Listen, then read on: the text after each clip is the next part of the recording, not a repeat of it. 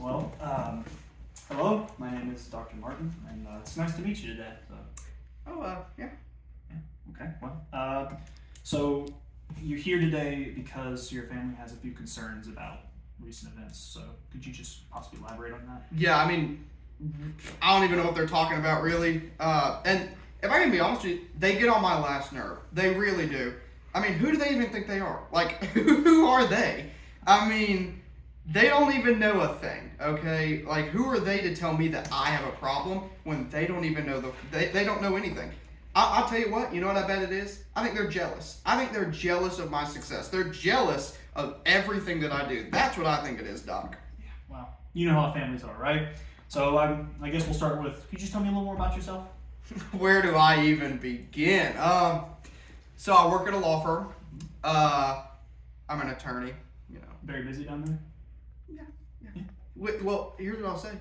You're busy whenever you're as good as I am. I mean, I am, quite frankly, I'm the best attorney there. And I mean, I don't even know what they do without me. Like what are they going to do without me? I keep that place afloat, okay? I do all the big cases. And honestly, it's crazy how successful I am at those big cases. It's honestly insane. I mean, beyond that, like in terms of hobbies, I mean, love to play basketball. I'm actually the best player on the court whenever I play. Like anytime I play, I'm the best player. It's honestly crazy how good I am at basketball. You know what? I'll even go as far to say this. I could have gone pro. If I wanted to, I could have gone. I don't want to. And I mean, I have better things to do, but like I could have gone pro. I like to think that my game is like Steph Curry a little bit. I'm just like generational. I mean, and then beyond that, I love to run. Fun fact, I run a 3-minute mile. I run 15 miles every morning. Yeah, that's kind of me. That's kind of a little bit about me. Oh, okay. Well, considering your prestige at work, I mean, I'm sure you have such a high title at the job. So, what is your title? Well, I mean, okay, I'm a junior associate. But really, here's the thing, okay? Can I be honest with you, Doc? Of course.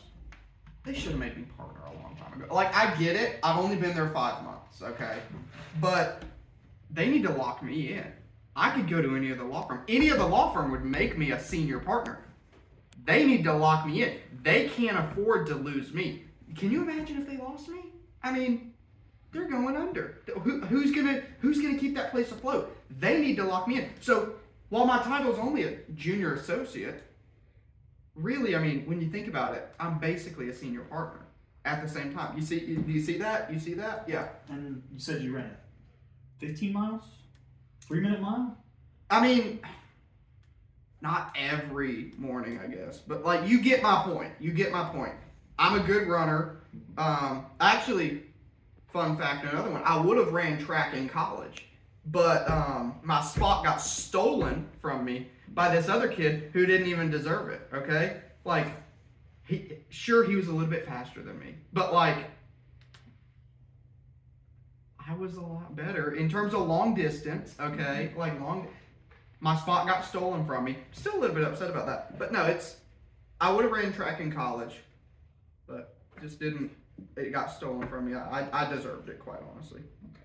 Well, moving away from just that, can you just tell me how a typical day, an average day, work day, whatever else, how that would normally go for you?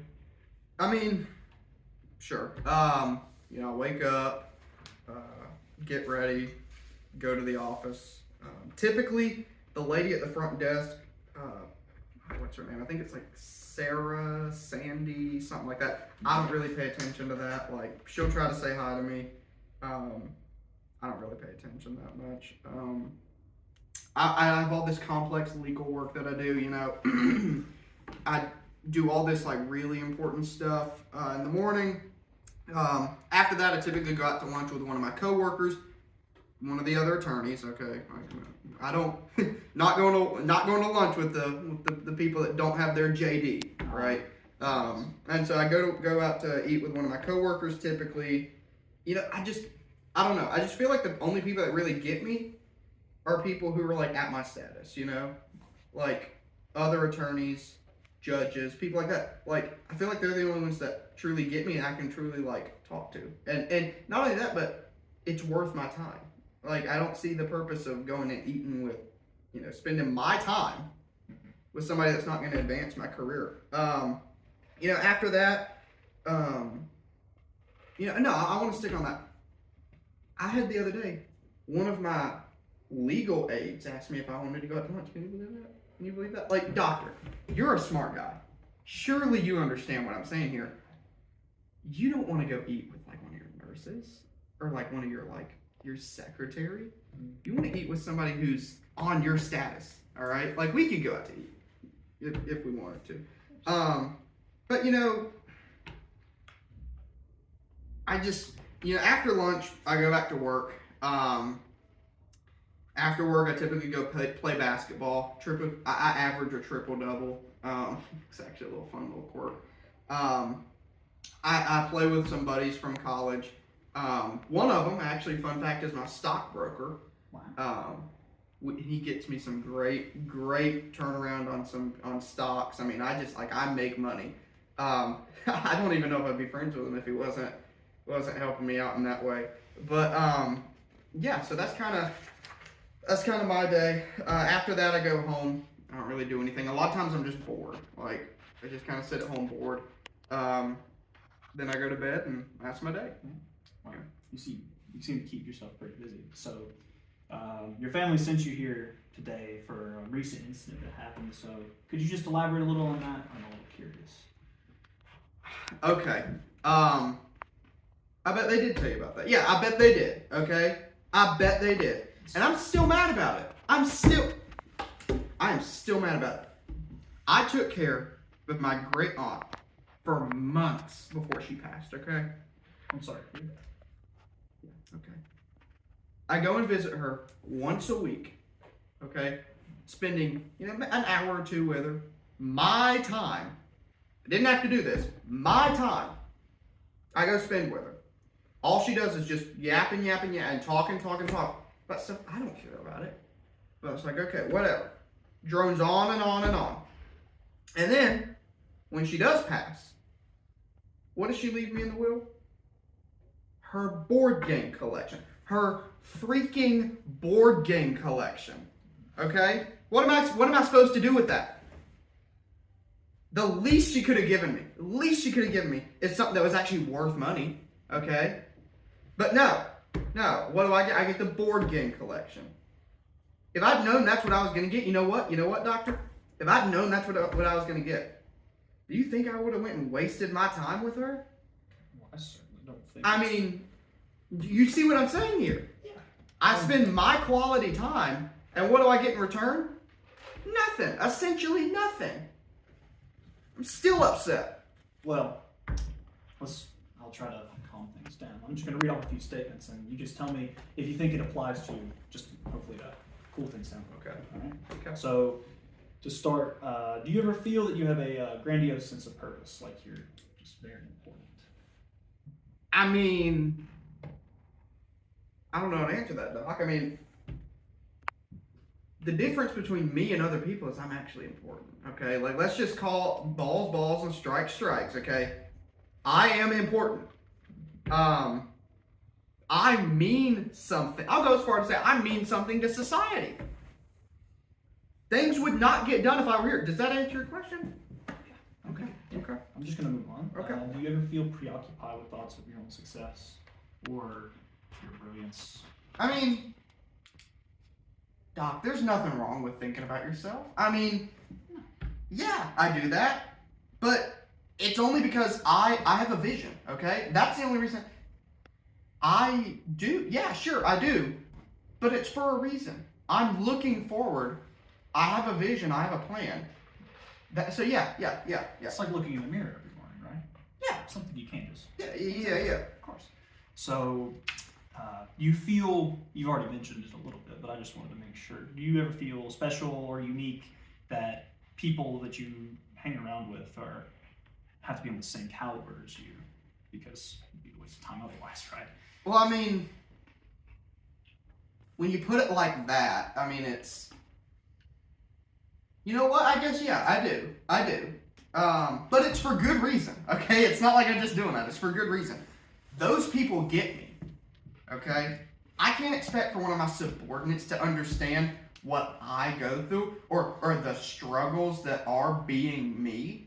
I can't expect them to get that. So yeah, I do. I mean, it's hard to find people these days. So, Yeah, you get it. Smart guy. I knew it. So, do you ever feel that you require excessive admiration? I mean, I wouldn't say excessive. I mean, everyone likes to be admired, okay? It's true. Especially with all the great things that I do. Yeah, like I like being admired. I don't know if I'd say excessively, but I mean, maybe a little bit. Now, these questions aren't meant to demean you, of course. Yeah, but yeah, this no, one, no. Okay. before it's taken some terms with people. So, do you ever feel that you have a sense of entitlement, perhaps? No. No? No. Not at all? No, I do not. Okay, then. Do you, You know what? I get what I deserve. I deserve to be treated in a certain way, okay? And that's how I get treated. Okay? Does that answer your question, Doc? yes. Okay. Do you feel like you exploit those around you? And again, not trying to be demeaning or accusatory or anything. No. Not at all. I mean, it's always a good idea to surround yourself with people that are going to help you. I mean, that's what most of my friends are. Sure, we help each other. And there's nothing wrong with expecting your friend to help you. There's nothing wrong. Is there something wrong with that, Doc? No. Is there something wrong with me expecting my friend to help me out when I need it? I mean, especially if it's on the job, I mean, asking for help is, Well, I don't ask for help, you but don't have to ask I for don't help. ask But it's nice to have it. I It's don't. there, right? I don't need help on my job, Doc. Well, based on that answer, do you feel that it's easy to empathize with others around you or their feelings towards things? You know what? To be honest, Doc, I don't believe in all that garbage. All that's just a bunch of lovey-dovey, emotional hoo-ha. I don't need to empathize. I don't. If someone has a problem with me, they can just say it to me, okay, Doc? There's no need for me to go around walking on eggshells all because somebody's going to get upset and offended. I don't believe in all that. Next question. Okay, and this is just the last one here. So, do you ever find yourself envious of another person's accomplishments? Anything small or large? It can be anything. I'll keep it straight with you, Doc. Yeah, I do. But you know what? It's only because I wish I'd done it. Like, I want to be better at stuff. Sue me. I mean, what am I supposed to do here? I mean, I don't really. What's the problem here, Doc? Well, would you believe me if I told you that all the questions I just asked you are from a narcissistic personality disorder questionnaire?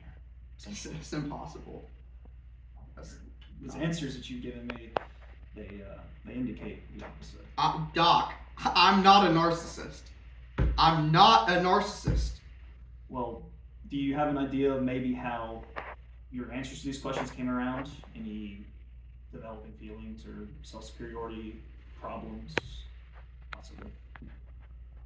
Those really were narcissist questions? Well, Wow. I mean, I guess when you put it like that. Yeah, I don't know, Doc. it's all right. I mean, I've always been encouraged to be the best and chase the best, do the best, be the best. Accomplishments have always been a huge deal for me.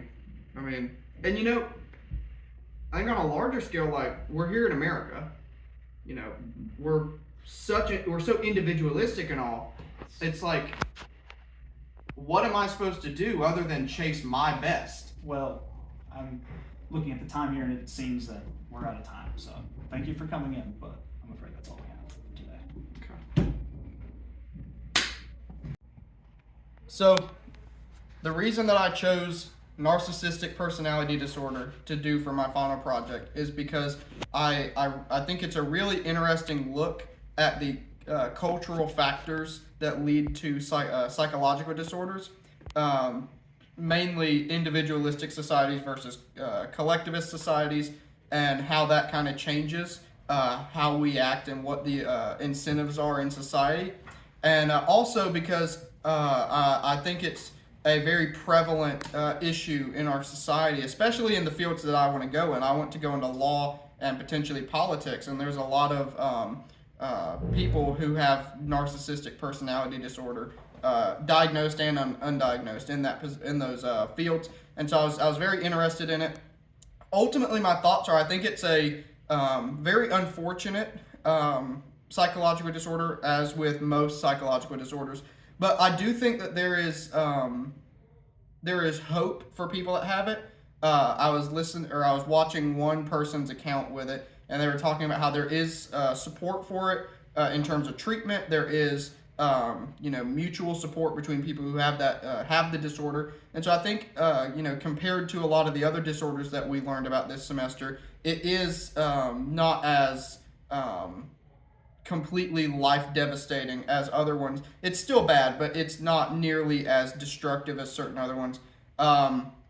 In terms of treatment, in my research, I saw that a lot of people, the best treatment for them is cognitive behavioral therapy, and also just general support and support networks from people around them and other people who are struggling with the disorder.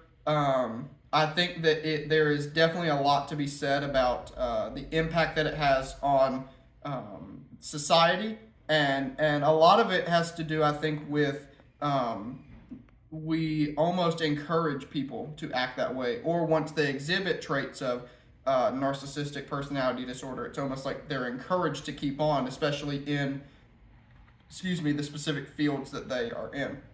And so that's kind of my thoughts on it. That's also why I chose it, and I hope you enjoyed.